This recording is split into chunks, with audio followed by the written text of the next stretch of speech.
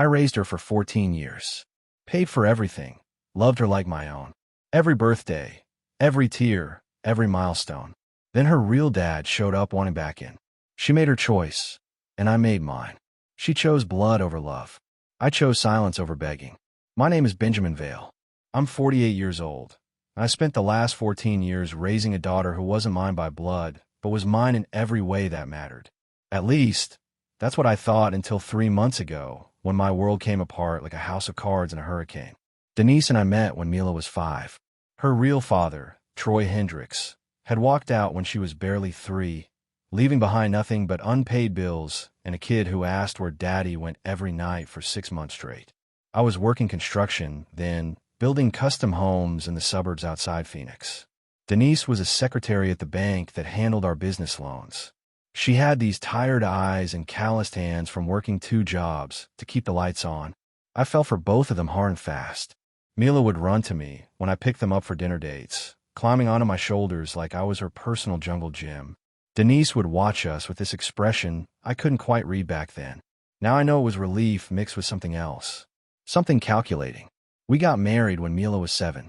I adopted her legally the following year, changed her last name to Vale, hung her artwork on the refrigerator like any proud father would. Troy had signed away his parental rights without a fight, probably happy to escape the child support payments he'd been dodging anyway.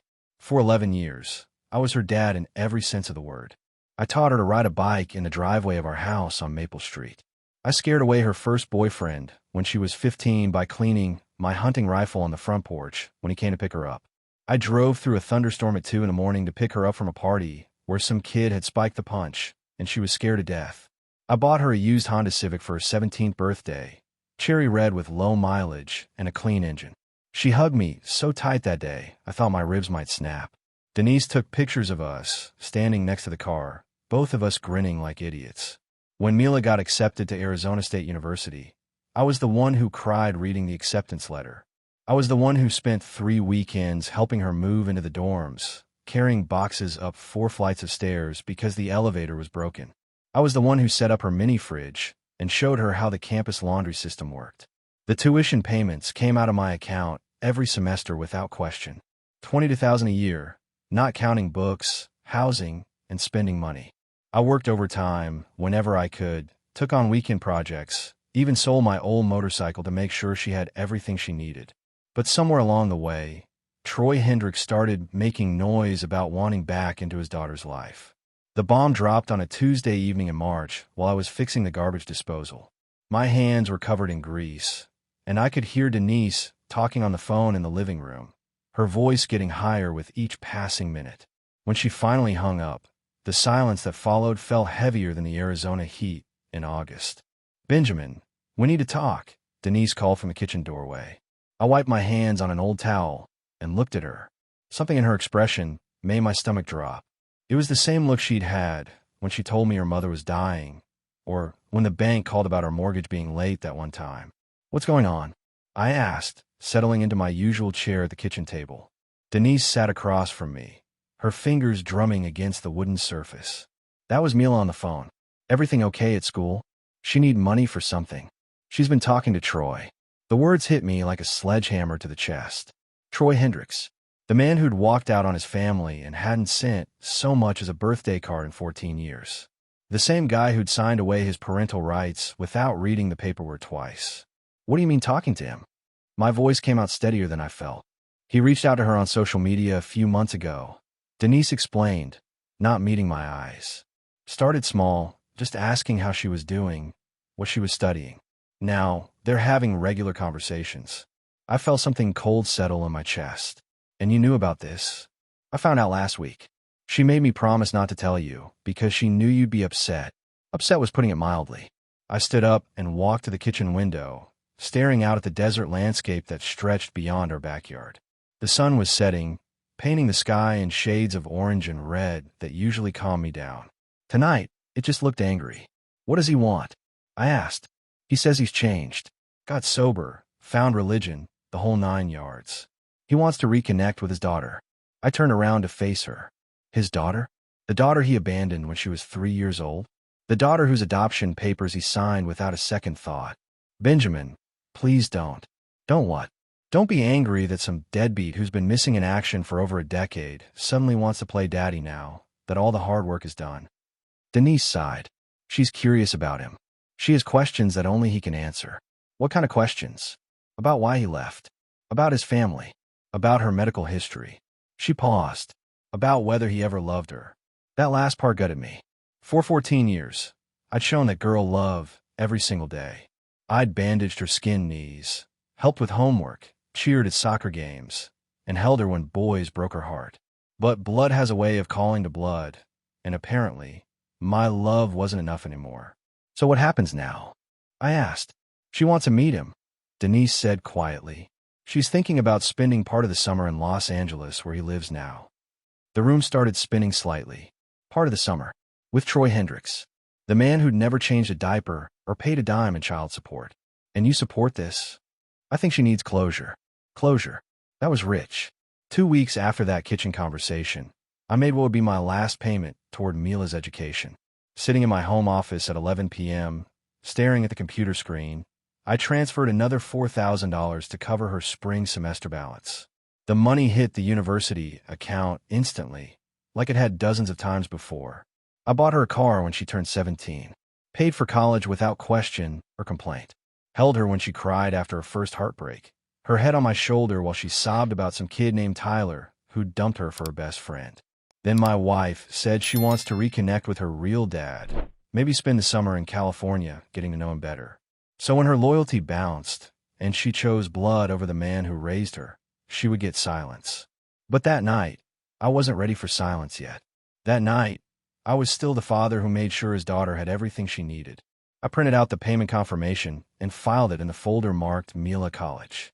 14 years of documents lived in that filing cabinet. Soccer registration forms, school pictures, medical records, report cards. A paper trail of a father's love that apparently meant nothing when DNA came calling. My phone buzzed with a text from Mila. Thanks for covering the balance, Dad. Love you. Dad. She still called me Dad. For now. I typed back. No problem. Focus on your studies. What I wanted to type was, ask Troy Hendricks to pay next semester's bill. But I wasn't that petty yet. Give me another month, and maybe I would be. The next morning, I drove to First National Bank and opened a separate savings account. If Mila was going to explore her options, I needed to explore mine too. I transferred $15,000 from our joint account, money I'd been saving for her graduate school, into the new account under my name only. The banker, Mrs. Patterson, had known our family for years. She'd handled the paperwork when I'd added Mila as a beneficiary to my life insurance policy. Everything all right, Benjamin? She asked while processing the transfer. Just planning ahead, I said. She nodded, but I could see the questions in her eyes. Small towns breed curiosity like desert heat breeds mirages. That afternoon, I stopped by the hardware store and bought new locks for my gun safe. Not because I didn't trust Mila, but because I didn't trust her judgment anymore. If she was naive enough to believe Troy Hendricks had suddenly transformed into father material, what other poor decisions might she make? At home, I sat on the back porch with a beer and watched the sunset paint the mountains purple. Denise was working late at the dental office, and the house felt emptier than usual. I pulled out my phone and scrolled through photos of Mila from the past year. Her freshman orientation, Thanksgiving dinner, Christmas morning when she'd surprised us by coming home early from a friend's party just to see us open presents. Had she been thinking about Troy during those moments? Had every hug been tinged with curiosity about the man who'd abandoned her? My phone rang. Mila's contact photo, her graduation picture where she's wearing that blue dress and smiling like the world was hers for the taking, filled the screen. Hey, sweetheart, I answered. Dad, I need to tell you something. The words that came through the phone hit me harder than a falling beam. Mila's voice was different, uncertain in a way I hadn't heard since she was little and afraid of thunderstorms. I've been talking to Troy for a while now, she began, and I think I want to spend part of the summer with him in Los Angeles. I set my beer down carefully on the porch railing. Part of the summer, just a few weeks, maybe a month. He has this apartment near the beach, and he says he wants to show me where he grew up, introduce me to his family. His family. After 14 years of radio silence, suddenly Troy Hendricks had a family he wanted her to meet. I wondered if that family knew about the daughter he'd abandoned in Arizona. What about your summer job? I asked. She'd been planning to work at the community center, teaching swimming lessons to kids. I'd already put in a good word with the manager. I can do that when I get back.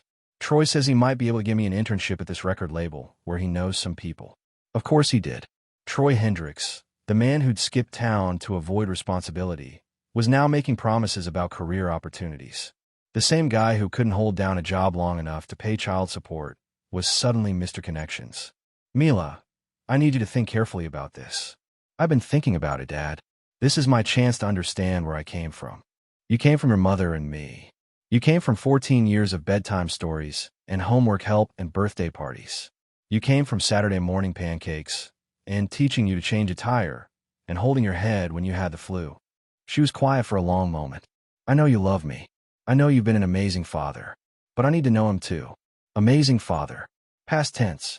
The word stung like desert wind carrying sand. Have you thought about what happens if he disappoints you? Because he will, Mila. It's what he does. Maybe he's changed. People like Troy don't change. They just get better at hiding who they really are. That's not fair. You don't even know him anymore. I know he walked away from a 3-year-old girl without looking back. I know he signed away his parental rights for $300 in unpaid parking tickets. I know he's never sent you a birthday card or asked about your grades or cared whether you were safe on Friday nights. Stop it, Dad. Just stop. The hurt in her voice made me want to take it all back, but the truth needed to be said. Someone had to protect her from the heartbreak that was coming. I'm trying to protect you, sweetheart. I don't need protection from my own father. Your own father. Not my biological father or Troy. Your own father. Like I was just some guy who'd been keeping his seat warm. When are you planning to leave? I asked. Right after finals. Troy's going to fly me out there. Troy's going to fly her out. With what money? The man who couldn't afford child support was now buying plane tickets. Either he'd hit the lottery, or he was borrowing money he had no intention of paying back. Have you talked to your mother about this? She thinks it's a good idea. She says it might give me closure. Closure. That word again. Like 14 years of love and sacrifice was just an open wound that needed stitching up. All right, I said finally. If that's what you want. Really?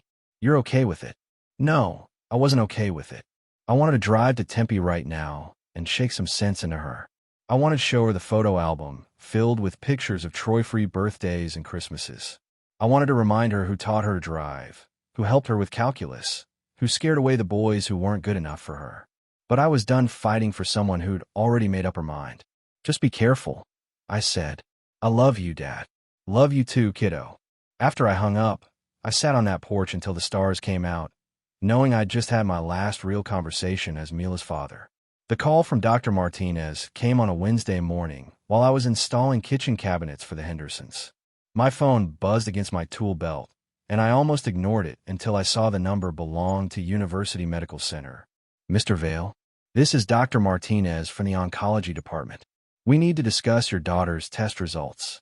The hammer slipped from my hand and hit the floor with a metallic clang. Oncology. Cancer. The word hung in the air like smoke from a house fire. What kind of test results? I managed to ask. Mila came in last week complaining of fatigue and unusual bruising. We ran some blood work, and I'm afraid the results show abnormal white cell counts. We need her to come in immediately for additional testing. My legs felt weak. I sat down hard on the Hendersons' kitchen floor, surrounded by cabinet doors and hardware. Are you saying she has cancer? I'm saying we need more tests to determine exactly what we're dealing with. But Mr. Vale, I want you to know that if this is what we think it might be, early detection gives us excellent treatment options. After I hung up, I called Mila's number. It went straight to voicemail. I tried again. Same thing. On the third attempt, she finally picked up. Dad, I was in class. What's up? Why didn't you tell me you were sick? Silence on the other end. Then, quietly, it's probably nothing. Just tired from studying too much. Mila, I just talked to Dr. Martinez. Oncology, sweetheart. Why didn't you call me? Because I knew you'd freak out, and I didn't want to worry you until we knew something for sure. Didn't want to worry me? I'm your father. Worrying about you is literally my job. I know, but with everything going on with Troy, I thought, forget Troy. This is about your health. When's your next appointment? Friday afternoon. But Dad, Troy's flying in Thursday night. He wants to come with me to the appointment. The words hit me like a sledgehammer to the chest. Troy Hendricks, who'd been missing for 14 years, suddenly wanted to play supportive father during a medical crisis. The same man who'd never taken her to a doctor's appointment in her life was now inserting himself into the most serious health scare she'd ever faced. Mila, he doesn't even know your medical history. He wasn't there when you had pneumonia in 3rd grade or when you broke your wrist in middle school. I know that, Dad. But he's here now, and he wants to help. He's here now. Like showing up at the last minute somehow erased 14 years of absence. Fine, I said. But I'm coming too. You don't have to. Yes, I do. Cancer doesn't care about your relationship with Troy Hendricks. If you're sick, I'm going to be there. That evening, I sat at my kitchen table with a stack of Mila's medical records spread out in front of me. Every vaccination, every broken bone, every fever that had spiked too high. I'd kept meticulous records because that's what fathers do. They prepare for emergencies, even ones they hope never come. Denise found me there at midnight, still reading through pediatrician notes from when Mila was 7 and had strep throat. You should get some sleep, she said. Troy Hendricks is going to her cancer appointment, I said without looking up. Benjamin. He's been gone for 14 years, Denise. 14 years. And now he wants to hold her hand while doctors tell her she might be dying. We don't know that she's dying. We don't know that she isn't. Friday afternoon, I arrived at University Medical Center 30 minutes early. I'd taken the day off work and driven straight to Tempe, my hands gripping the steering wheel tight enough to leave marks. I was sitting in the oncology waiting room when they walked in together. Mila looked smaller than I remembered, wearing an oversized hoodie that made her seem fragile. Next to her stood a man I barely recognized as Troy Hendricks. He'd aged hard.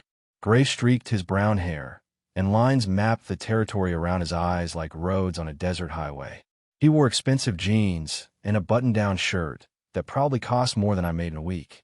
His hand rested protectively on Mila's shoulder. Dad, Mila said when she saw me. She hugged me quickly, and I could feel how thin she'd gotten.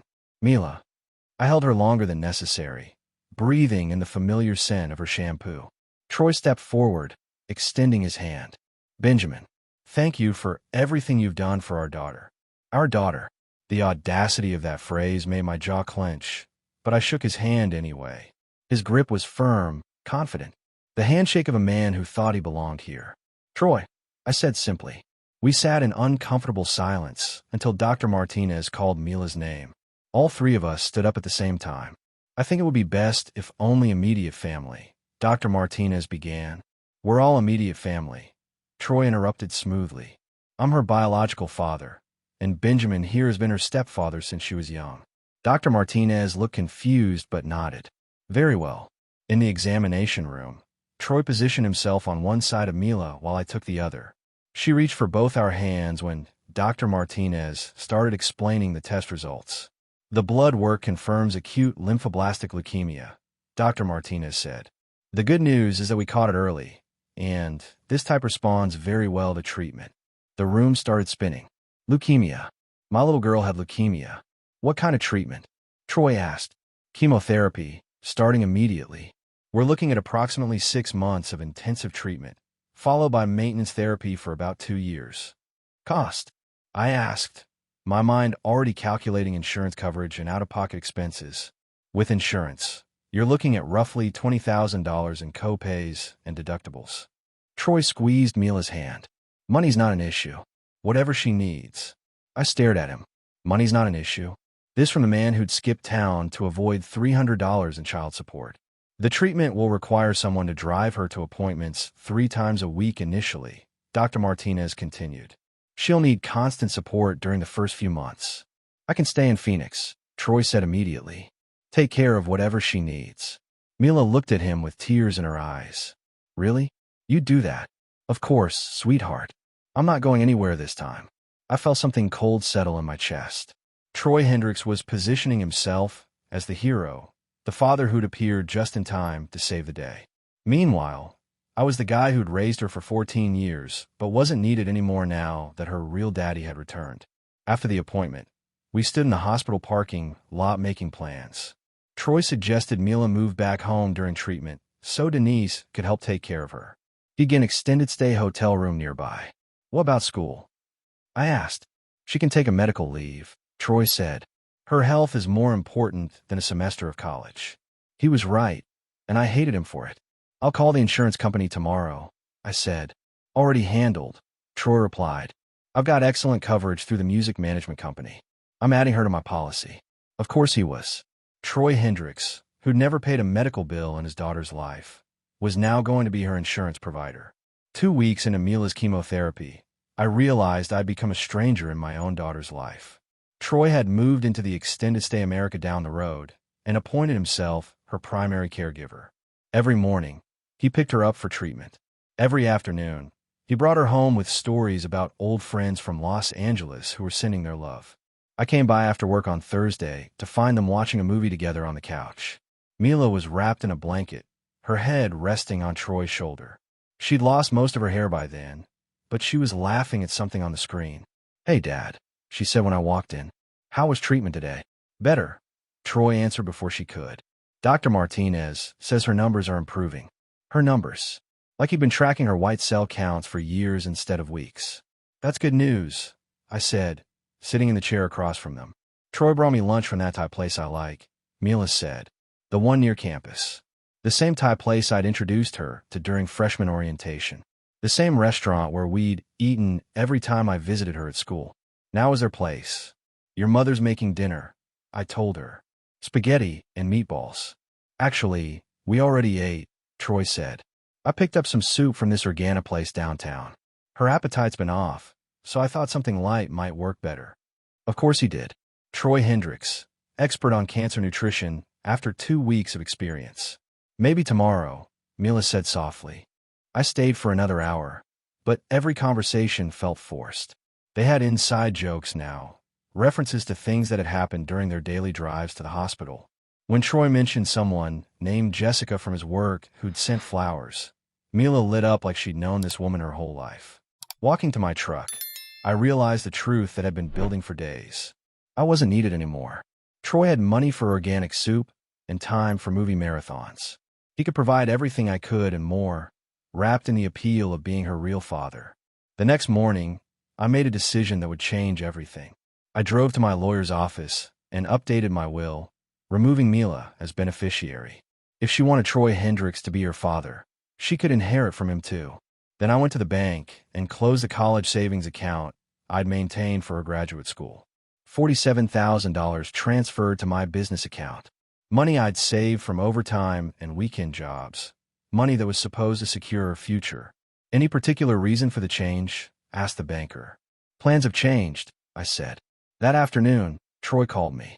Benjamin, we need to talk. Can you meet us at the hospital? I found them in Dr. Martinez's office, looking like they'd been crying. Troy's hand was on Mila's knee, and she was gripping tissues. What's wrong? I asked. We got some difficult news, Dr. Martinez said. The treatment isn't working as well as we hoped. We need to discuss more aggressive options. More aggressive meant more expensive. It meant experimental drugs and longer treatments. It meant Troy Hendricks would have even more opportunities to play hero while I stood on the sidelines. What kind of costs are we looking at? I asked. Troy straightened in his chair. I told you, money isn't an issue. Easy to say when it's not your money that's been supporting her for 14 years. The words came out harsher than I intended, but I was tired of pretending this arrangement was working for me. Dad, Mila said quietly. No, it's okay, Troy said. Benjamin has every right to be concerned about finances. This is expensive, and I know he's already contributed so much. The patronizing tone in his voice made my hands clench. That evening, I sat in my garage with a beer and my cell phone, staring at Mila's contact information. I wanted to call her, to explain why I'd been distant, why seeing her with Troy felt like watching someone else live my life. Instead, I deleted her number. Then I went through my photo gallery and deleted every picture of her from the past year. Graduation photos, Christmas morning, her first day of college. Gone. I kept the older ones from when she was still mine, but everything since Troy's return got erased. Denise found me there an hour later. What are you doing? Cleaning up, I said. Mila called. She wants to know why you left the hospital so abruptly. Did Troy answer for her, or was she allowed to speak for herself? Benjamin, that's not fair. Fair? You want to talk about fair? I raised that girl for 14 years. I paid for everything, attended every event, worried about every fever. Now some stranger shows up, and suddenly I'm the third wheel of my own daughter's cancer treatments. He's not a stranger. He's her father. I'm her father. Troy Hendricks is a sperm donor who got lucky. Denise sat on my workbench, studying my face. You're scaring me. This isn't like you. Maybe you don't know me as well as you think. The next day, I took a job 3 hours away in Flagstaff. Construction work on a hotel that would keep me busy for the next 6 months. I told my crew I'd be staying in a motel during the week, coming home on weekends. I didn't tell them I'd already canceled the lease on our house. Monday morning, I loaded my truck with tools and clothes and drove north. My phone buzzed with texts from Mila, asking where I was, if I was okay. I turned it off and kept driving. In my rearview mirror, Phoenix disappeared into desert heat. Somewhere in that city, my daughter was fighting cancer with a man who'd replace me so completely that she probably wouldn't notice I was gone until the next tuition bill came due. By the time she realized Troy Hendricks couldn't pay for everything with charm and good intentions, I'd be too far away to care. The hotel job foreman, a guy named Rick who'd worked construction for 30 years, showed me to my trailer. You running from something? He asked. Just needed a change, I said. Fair enough. Work starts at 6. We don't talk about personal stuff here, and we don't ask questions. Perfect. 3 months into my exile in Flagstaff, a woman named Margaret Caldwell changed everything. She owned the hardware store where I bought supplies for the hotel job, and she had this way of making conversation that felt natural instead of forced. Margaret was a widow with 2 teenage sons. Her husband had died in a car accident 2 years earlier, leaving her to run the business alone. She was pretty in an understated way, with gray-streaked brown hair and hands that knew real work. You're not from around here, she said one Tuesday morning while I was buying pipe fittings. Phoenix originally. Working the hotel project. How much longer are you planning to stay? As long as the work lasts. She smiled. That's not much of an answer. Margaret wasn't pushy about it, but over the next few weeks, our conversations got longer. She'd ask about the construction progress, and I'd ask about her boys. Her oldest, Jake, was 17 and wanted to be an electrician. Her youngest, Tommy, was 15 and obsessed with motorcycles. One Friday, she invited me to dinner. Nothing fancy, just burgers on the grill and a chance to eat something that didn't come from a gas station. I said yes because I was tired of eating alone in my trailer. Margaret's house was small but comfortable, with a workshop in the garage where she restored antique furniture. The boys were polite, curious about construction work, and hungry for male guidance. After dinner, while Jake and Tommy did homework, Margaret and I sat on her back porch drinking beer and talking about everything except my past. You don't ask many questions, I observed. Figure you'll tell me what you want me to know when you're ready. I found myself coming by the hardware store more often, taking the boys to see the hotel construction on weekends, helping Margaret repair a broken fence gate. For the first time in months, I felt useful again.